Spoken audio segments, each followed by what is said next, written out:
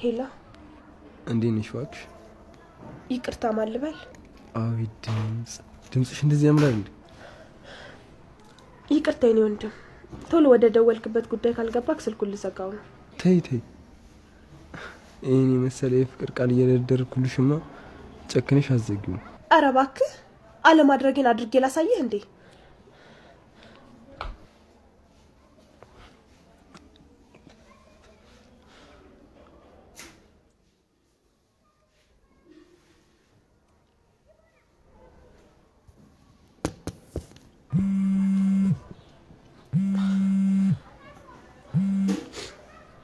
ስሚኝ ቆይ እንዳዘጊው አቤል ነኝ። አቤል የኔ አባት አንተ በጣም የዋሰው ነህ። ቤዛ ማለት በጣም ይቀርታ። ስለ ቤዝ ምንም አይነት መጥፎ ነገር መስማት አልፈልግም። ቤዝ ብትሳሳት እንኳን ከነስተቱ አፈቅራታለሁ። አፈቅራታለሁ? እኔ አንተ ቤዛን ተፈቅራታለህ? በጣም ይገርማል። ቤዛ እኮ ብልጥ ሰው ነች። አንተ እንደምታፈቅራት አውቃ ነው። ሰላም እንዴናችሁልኝ? ወደ ሳብላ ኢትዮጵያ ቤተሰቦች ደህና ናችሁ ወይ? እኔ ያለው እግዚአብሔር ይመስገን። ሐረግ ድራማ ክፍል 113። እሺ ቤተሰቦች ደህና ናችሁ ወይ? እንኳን ደህና መጣችሁ ብያለሁኝ። አቤል እንግዲህ ማጨበርበሩን ተያይዞታል። ከቤዛም ሌላ ገንዘብ ሊቀበል ነው ማለት ነው። እንዲሁም ደግሞ ከኤፍራታም ገንዘብ ሊቀበል ነው።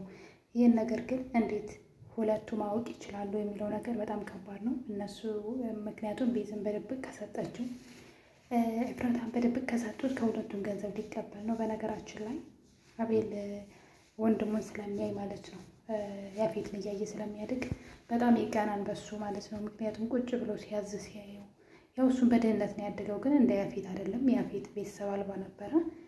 የእሱ እናት ናት ያሳደገችው የአቤል እናት ማለት ነውና እና ከፊት ያየው ያደገው ነገር ምንድነው? ገንዘብ በቃ በጣም ገንዘብ ወዳድ ነው ልጁ ነው። አሁን ላይ እንግዲህ ከሁለቱም ገንዘብ ሊቀበል ነው። ይሄም ደግሞ ጽን ለማስፈታት ነው ማለት ነው። ግን ይሄን ነገር ያፌት የማያውቅም። ያፌት እንዲያስፈታ አስፈራርቶት ሊያስፈታት ነበረ። ጽን ሆኖ ቤዛ ይሄን ነገር ማን ነው ኤፍራታ ሁለቱ አያውቁም። ስለዚህ ከሁለቱም ጋር በገንዘብ የተደራደረ ነውና እንደዚህ አይነት አጭበርባሪ ሰው እንግዲህ ያው ሰው ታናናሽ እህቶች ታላላቅን ይመስላሉ ይባላል። አብሯቸው ሲያድግ እያያችሁ ስለሚያድጉ ማለት ነውና አቤል እንግዲህ ያፌትን ስራ በጣም ይወደዋል። በጣም ገንዘብ ወዳድ ሰው ነውና እንግዲህ ሁለቱንም በገንዘብ እየተደራደራቸው ይገኛልና እኔ በጣም ያናደኝ ነገር ግን ሁለቱ ይሄን ነገር ካላወሩ ነው። እቺም ለጽ ብላ ገንዘብ ትከፍለዋለች፣ እቺኛዋም እንደዛውና በጣም አደገኛ ሰው ነው ማለት ነው። እንግዲህ ኤፍራታ አስፈራርተዋለች። በምን እንደሆነ የገባኝ ነገር የለም፣ ግን ግልጽ ያልሆነልኝ ነገር አለ። አንድ ሴትን በግድ አስፈራርቶ ምናምን ያለችው ነገር ምንም አልገባኝምና እንግዲህ ብቻ ብዙ ሪከርድ ያባሉ ምናምን ያለችው ነው። አንዷ ሉሊት ናት ኤፍራታ ማለት ነው። በሪከርድና በቪዲዮ መቅረጽ የልጁን ምንም ነገር የሚያደርገው ነገር እንትን ብላለችና አስፈራርተዋለች እሷን በሷ።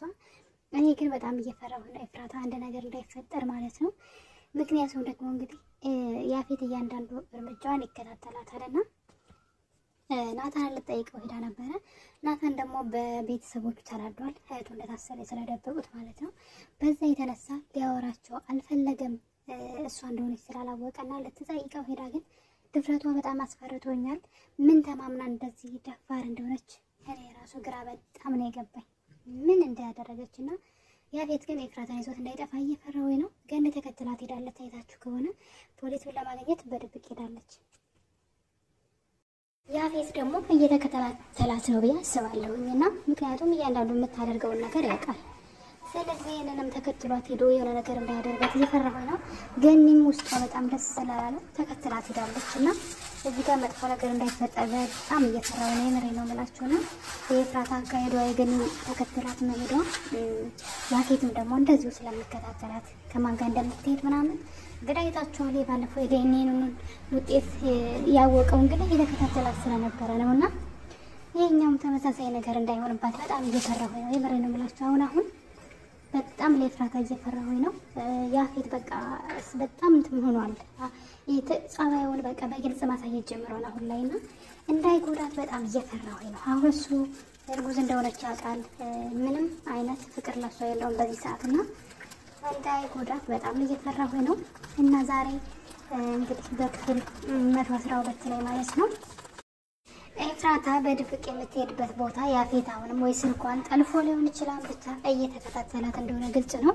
መንገድ ላይ ሌላ አደጋ እንዳይደርስባት በጣም እየፈራሁ ነው። ገኒ ራሱ በጣም ፈርታ ተከትላት ሄደችውና ብቻ የሆነ ሰው ጦስም ይሆን ይመስለኛል ወይ ገኒ ወይም ደግሞ ብቻ እናቷ ተከትላት ስለሄደች ለመልካም ነው ብዬላለሁ። ግን ኤፍራታ ግን በጣም ድፍረቶችን እያበዛች ነውና እንዳይጎዳት በጣም የምፈራላት ነገር ቢኖር ማለት ነው ያፌት ያው እሱ እንግዲህ ምንድነው የሚባለው ከፈርኮ የመለሰኛ አይነት ነው አሁን ያለበት ሁኔታ ነው። እንዳይጎዳት በጣም እየፈራሁ ነው። በተለይ ልጅ ካረገዘች በኋላ በጣም አውሬ ሆኗልና እሷ ደግሞ ያን ነገር እሱ የሚያውቅ አይመስላትም። ግን እሱ ሁሉንም ነገር ያውቃል። ለዛም ነው ዶክተሩን የገደለው።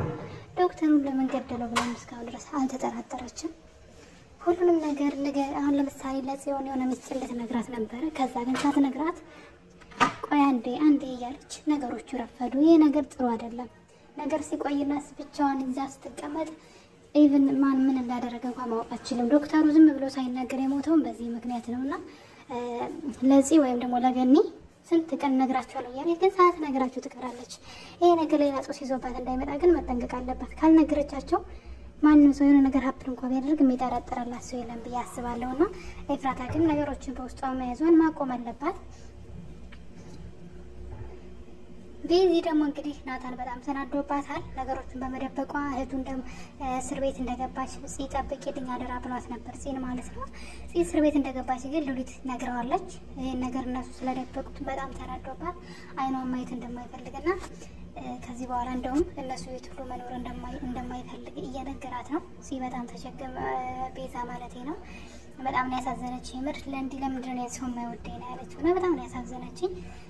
ናታን ሊረዳት ይገባ ነበረ። ናታን ለዚህ ነገር ሁሉ ተጠያቂ እሱ ነው፣ ጥፋተኛ ሁሉ እሱ ነውና በሱን ዝላልነት ሁላ ነው የነገር እየሆነ ያለው እና አይራ ነው ብቻ እሷ በጣም አዝናለች። እሷን ማሳዘን የለበትም። እሷ እነሱን ለመደገፍ ደፋ ቀና እያለች ባለችበት ሁኔታ እሱ እንደዚህ ሲያደርግ በጣም ይገርመኛልና አይንሽም ማየት አልፈልግሽም ብሏታል። እሷ ደግሞ አሁን ለጽ ገንዘብ መክፈል አይቀርም ለአቤል ማለት ነው።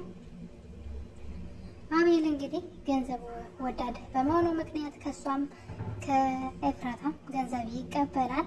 ይሄን ነገር እንግዲህ ሁለቱ ካልተነጋገሩ ማወቅ አይቻልምና ሚስጥር መያዝ አንዱ ከአንዱ የሆነ ነገር መደበቅ መጨረሻ ላይ ምን እንደሚያመጣ ተመልከቱ። ለሰው ጦስ ነው። ዶክተሩ ማየት ይቻላል። ዶክተሩ ወይ ለናታን በስልክ መናገር ይችላል ነበር እኮ ኤፍራታ እርጉዝ ናት፣ እሱ ደግሞ ያንተ ልጅ ነው ጠብቃት ብሎ መናገር አይችልም እና ብሎ በጨለማ ቀጠሮ ሲይዝ ጭራሽ አድራሻውን ልኮ ለሱ ጦስ ጭራሽ ችግር አመጣበትና ቢያንስ እንኳን ለምን ቢያንስ አውቆት ቢሆን ማለት ነው ዶክተሩ ደውሎለት ወይም ቦታም ልኮለት ምንም ችግር የለውም። ግን ቢያንስ ምክንያቱም እንኳን ነግሮት ኤፍራታ እርጉዝ እንደሆነች አሳውቆት ቢሆን እንኳን ናታን ቢታሰር ራሱ ችግር አልነበረውም። ግን ወይ ልጁን አላወቀም፣ ስለ ልጁ አላወቀም፣ ምንም የሚያውቀው ታሪክ የለም።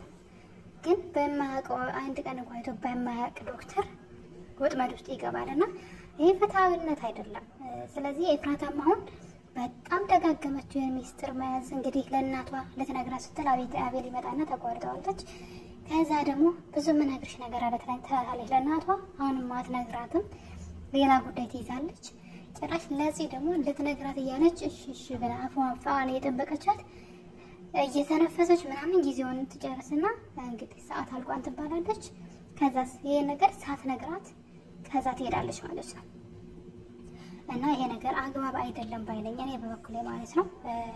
ሚስጥር በውስጣቸው መያዝ ቢያንስ አንዱ ያንዱን ካወቀ መፍትሄው ራሱ ቶሎ ሊመጣ ይችላልና እንግዲህ ትንሽ ብቻ ያስፈራል። መጨረሻዋን ያሳምርላት። በተለይ ትናንትና አካሄዷ ማለት ነው። እናትየዋም በፍርሃት ተከትላት ሄዳለች። ያፌትም ተከትሏት እንዳይሆን በጣም እየፈራሁኝ ነው። በክፍል 113 እንግዲህ በአጓጊ የምንጠብቀው ይሆናል ማለት ነው። ኤፍራታ የሰሞኑ ነገሯ ትንሽ የሚያስፈራ ስለሆነ ማለት ነው ብዙዎቻችን ተሳቀልን ሞት ነው። ቤዛም እንግዲህ በጣም አዝናለች። ናታን ይቅርታ ያደርግላት ይሆን በቀጣይ ክፍል ይረዳት ይሆን ብላ እንዳላደረገችው ማለት ነው። እንግዲህ አቤልም ከሁለቱ ብር ይቀበል ይሆን ወይስ ይደርሱበት ይሆን ሚስጥሩን? ምክንያቱም ሶስት ሰው ከራሱ የቤቱ ባለቤት ወይም ደግሞ አጎቱ ቢሰማ እህቱ ስለሆነች በግድ ያስፈታው እንደሆነ ተስማምተዋል። በነገራችን ላይ እሱ ግን በጎን ሌላ አሻጥር ሰራ ማለት ነውና አንድ አይነት ናቸው። ብቻ በጣም ነው የሚያሳዝነው። እንግዲህ እሱን ነው የሚመስለው እሱን እያየ ስላደገና በጣም ገንዘብ ወዳድ ነው እና እኔ ቤተሰቦች በቀጣይ እስከምንገናኝ ድረስ ይሄን ቪዲዮ በላይክ ጀምሩ፣ ሼር ላይክም አድርጉልኝ። በጣም ቻናል ይቀዝቅዟል። ወዳችኋለሁ። በሌላ ባዳዲስ ቪዲዮዎች እንገናኛለን። መልካም ጊዜ። ባይ ባይ።